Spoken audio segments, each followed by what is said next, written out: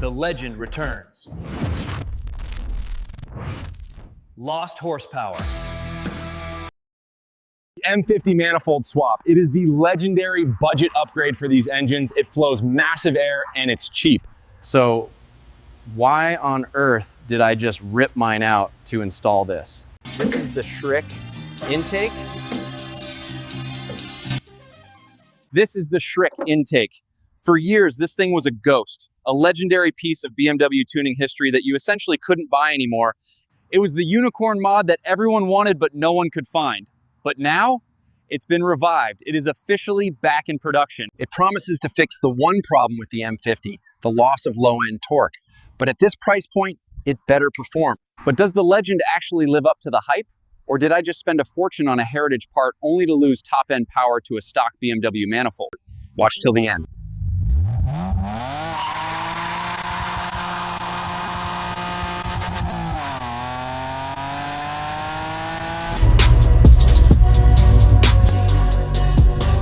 Let's go for a drive and test the Schrick Manifold.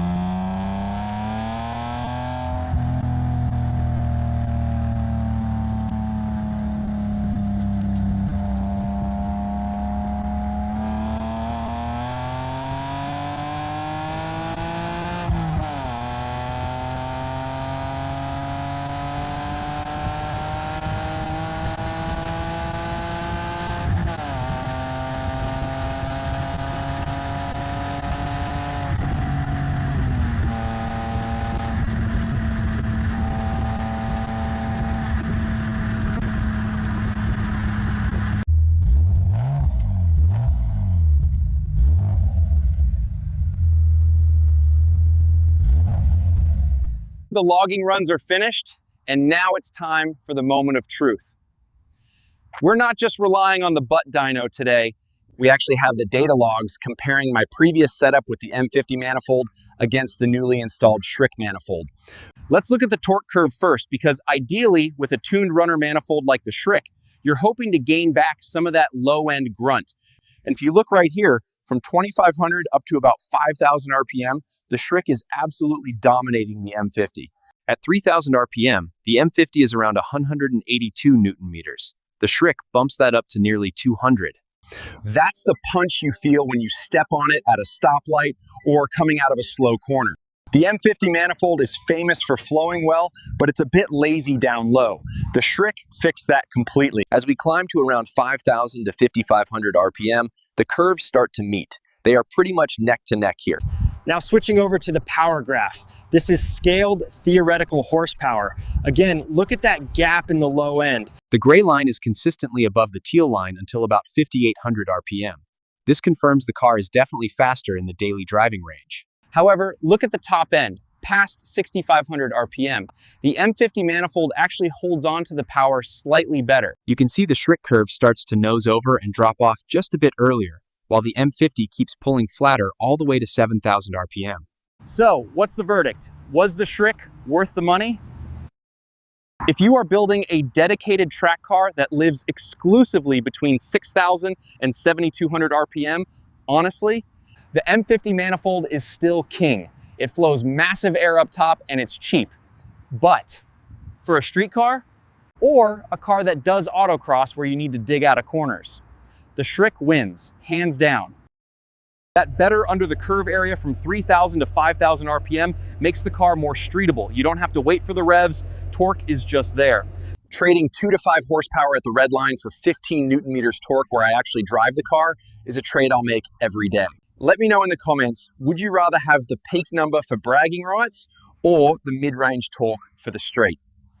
Don't forget to like and subscribe to see what we tune next. Catch you guys in the next one.